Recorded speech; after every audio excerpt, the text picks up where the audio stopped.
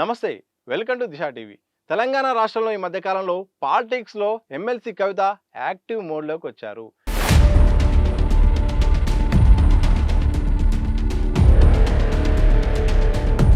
సరే, బీసీ నినాదాన్ని ఆమె భుజంపై వేసుకొని వరుసగా సభలు, సమావేశాలు నిర్వహిస్తున్నారు.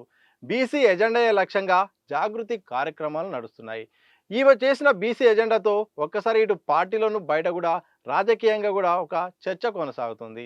ఇక జాగృతి విషయం కూడా తెరపైకి వస్తుంది. చాలా అంశాలు కూడా తెరపైకి వస్తున్నాయి. ఇలాంటి నేపథ్యంలో ఎమ్మెల్సీ కవిత పాత్ర ఏంటి? బీసీ నినాదాన్ని ఆమె తీసుకోవడం గల కారణం ఏంటి? ఆమె సొంత ఎజెండా కోసమే, సొంత ఇమేజ్ పెంచుకోవడానికే ఈ యొక్క బీసీలను ఆమె అడ్డంగా చేసుకుంటున్నారని కూడా విమర్శలు వస్తున్నాయి. అలాగే బీసీలకు ముందు బీఆర్ఎస్ ఏం చేసిందని కూడా కవిత చేస్తున్న విమర్శల నేపథ్యంలో అధికార పార్టీ నుండి బీఆర్ఎస్కు సవాలు వినిపిస్తున్నాయి.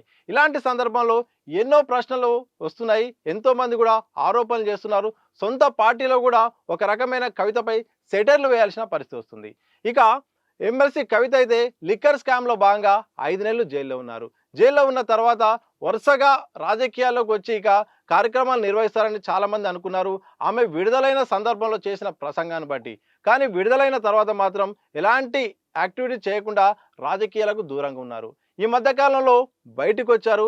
వచ్చి రాగానే బీసీ మంత్రాన్ని నెపవేస్తున్నారు. ఇక బీసీ మంత్రమే లక్ష్యంగా, బీసీ రిజర్వేషన్ల లక్ష్యంగా ఆమె ప్రసంగాలు ఉంటున్నాయి. ఎట్టి పరిస్థితుల్లోనూ 42% రిజర్వేషన్లు ఇవ్వాల్సిందే, కామారెడ్డి డిక్లరేషన్ అమలు చేయాల్సిందే, స్థానిక ఎన్నికల్లో మాత్రం బీసీలకు వాళ్ళ రిజర్వ్ ఇవ్వాల్సిందే అని కూడా ఇటు ఎమ్మెల్సీ కవిత అంటున్నారు. ఇక ఇలాంటి నేపథ్యంలో ఇటు బీఆర్ఎస్లో కూడా ఒక కన్ఫ్యూజన్ వాతావరణం నెలకొంది. ఎందుకంటే ఇప్పటివరకు ఇటు హరీష్ రావు, కేటీఆర్ మాత్రం కేంద్రంగా బీఆర్ఎస్ యాక్టివిటీస్ కొనసాగుతున్నాయి. ఇలాంటి నేపథ్యంలో ఇటు కేటీఆర్, హరీష్ రావు మధ్య కవిత మధ్యలో వచ్చింది. ఇక క్యాడర్ కూడా ఎవరి వైపు ఉండాలి, ఎటువైపు వెళ్తుంది అనేది కూడా ఒక కన్ఫ్యూజన్ నెలకొంది. ఇప్పటికే హరీష్ రావు, కేటీఆర్ మధ్య ఒక కోల్డ్ వార్ నడుస్తుంది. పోటాపోటీ కార్యక్రమాలు నిర్వహిస్తున్నారని కూడా ఆరోపణలు ఉన్నాయి. అలాంటి నేపథ్యంలో ఏ కార్యక్రమం తీసుకున్నా కానీ ఒకవైపు కేటీఆర్ కార్యక్రమం తీసుకుంటే మరోవైపు హరీష్ రావు వెంటనే పోటాపోటీగా కార్యక్రమాలు తీసుకున్న సందర్భం చాలాసార్లు కనిపిస్తుంది. ఇలాంటి నేపథ్యంలో కవిత తెరపైకి రావడం వెనుక కూడా ఎలా అనే దానిపైన కూడా బీఆర్ఎస్లో ఒక కన్ఫ్యూజన్ కనిపిస్తూ ఉంది. ఇక జాగృతి యాక్టివిటీస్ పైన కూడా చాలా రకాల కూడా ఆరోపణలు వస్తున్నాయి.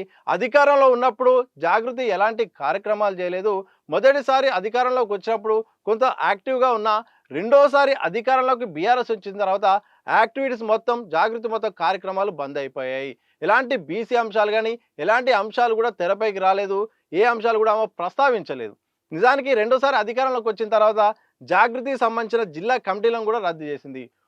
ఒక టైంలో బీఆర్ఎస్కు జాగృతి వల్ల కాస్త సమస్యలు వస్తున్నాయి, పోటాపోటీ కార్యక్రమాలతో పార్టీకి చెడ్డ పేరు వస్తుంది, ఇక జాగృతి కార్యక్రమాలు మూసివేయాల్సిందిగా అప్పుడు సీఎం చెప్పినట్టు కూడా తెలిసింది.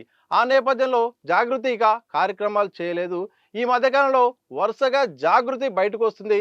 జాగృతి పేరుతో కేటీఆర్ మొత్తానికి కవిత మాత్రం ప్రజల్లోకి వచ్చి కార్యక్రమాలు చేస్తుంది.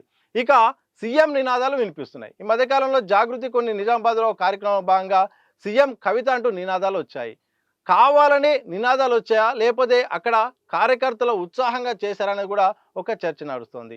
ఎందుకంటే అక్కడ వారించవచ్చు, సీఎం కవిత అన్నప్పుడు కూడా వారించవచ్చు, కానీ ఆమె అడ్డుకోలేదు. అంటే ఆమె లక్ష్యం సీఎం, భవిష్యత్తులో సీఎం రేస్లో ఉన్నట్టు కూడా చెప్పకనే చెప్పినట్టు తెలుస్తుంది. ఇప్పటికే బీఆర్ఎస్లో ఇటు హరీష్ రావు, ఇటు కేటీఆర్ అయితే వాళ్ళు పోటీలో ఉన్నారు, వరుస కార్యక్రమాలు చేస్తున్నారు. ఇలాంటి సందర్భంలో కవిత కూడా పోటీలో ఉండడంతో ఈ ప్రశ్న అయితే తెరపైకి వస్తుంది. ఇక బీసీ నినాదాన్ని తీసుకుందాం. బీసీలకు అసలు బీఆర్ఎస్ చేసిందనే ఒక ప్రశ్న కూడా అధికార పార్టీ నుండి, ఇటు సొంత పార్టీ నుండి కూడా ప్రశ్నలు వస్తున్న సందర్భం కనిపిస్తోంది. కవిత బీసీ అంశాన్ని తీసుకొచ్చినప్పుడల్లా అధికార పార్టీ ఇప్పుడు చేస్తున్న ఆరోపణల నేపథ్యంలో బూమరంగు బీఆర్ఎస్కి అయ్యేటట్టు కూడా కనిపిస్తూ ఉంది. 42% రిజర్వేషన్ చేయాలని చెప్తున్నారు. ముందు అధికారంలో ఉన్నప్పుడు బీసీలకు చేసిందేంది, మంత్రి పదవుల్లో బీసీలకు ఇచ్చిందేంది, అసలు బీసీలకు నిధులు ఇచ్చిందేంటి, ఇలాంటి ఎన్నో ప్రశ్నలు వస్తున్నాయి. అలాంటి ప్రశ్నలప్పుడు ముందు మా జ్యోతిబాయి పూలే సంబంధించిన విగ్రహం విషయంలో కవిత అసెంబ్లీలో పెట్టాలని ఓడిపోయిన తర్వాత చేసింది. ముందు అధికారంలో ఉన్నప్పుడు అధికారికంగా ఎందుకు నిర్వహించలే కార్యక్రమం, అసెంబ్లీలో ఎందుకు పెట్టలేదని కూడా ఇటు ప్రతిపక్షాల నుండి కూడా అలాగే అధికార పార్టీ నుండి కూడా బీఆర్ఎస్ పై విమర్శలు వస్తున్నాయి. ఇలాంటి సందర్భంలో గతంలో ఎన్నడూ కూడా బీసీల గురించి మాట్లాడని కవిత ఇప్పుడు మాట్లాడడం వెనుక ఆమె రాజకీయ ప్రయోజనాలు ఉన్నాయి. సొంత అస్తిత్వం పెంచుకోవడానికే ఇలాంటి బీసీ నినాదాన్ని అయితే ఆమె తెరపైకి తీసుకొచ్చారని కూడా వార్తలు వినిపిస్తున్నాయి. ఇక బీసీ నినాదం వెనుక ఇటు జాగృతి కార్యక్రమాలను యాక్టివ్ చేస్తుంది, ఇటు సీఎం రేసులో ఉన్నట్టు చెప్తుంది. ఇక బీసీ జాగృతి సీఎం అనే కార్యక్రమాలు అలాగే బీఆర్ఎస్లో తనకంటూ ఒక స్థానాన్ని సాధించడానికి పార్టీ కార్యక్రమాలు కాకుండా జాగృతి ద్వారా చిన్నగా ప్రజల్లోకి వచ్చేలాగా మాత్రం కార్యక్రమాలు చేసుకుంటుంది. చూడాలి మరి కవిత చేస్తున్న వరుసగా కార్యక్రమాలు సభలు ఎటువైపు దారితీస్తాయి, జాగృతి పేరుతో చేస్తున్న కార్యక్రమాలు బీఆర్ఎస్కు ఏమైనా ఇబ్బంది పడతాయా, మరి సీఎం అంటున్న నినాదాల నేపథ్యంలో నిజంగా మరి సీఎం రేసులో ఉన్నట్టు భవిష్యత్తు ఒక అధికారంలోకి వస్తే నేనున్నానని చెప్తుందా? ఇలాంటి ఎన్నో ప్రశ్నలు ఉన్నాయి. ఆమె చేసే కార్యక్రమాల నేపథ్యంలో అధికార పార్టీ ఇరుకున పడుతుందా, బీఆర్ఎస్ ఇరుకున పడుతుందా, లేకపోతే బీఆర్ఎస్ లాభపడుతుందా, అలాగే కవితకు ఇమేజ్ పెరుగుతుందా తగ్గుతుందా? ఎన్నో ప్రశ్నలు ఉన్నాయి. చూడాలా ఆమె చేస్తున్న కార్యక్రమాలు, ఆమె తీసుకున్న బీసీ నినాదం ఎంతవరకు దారితీస్తుందో.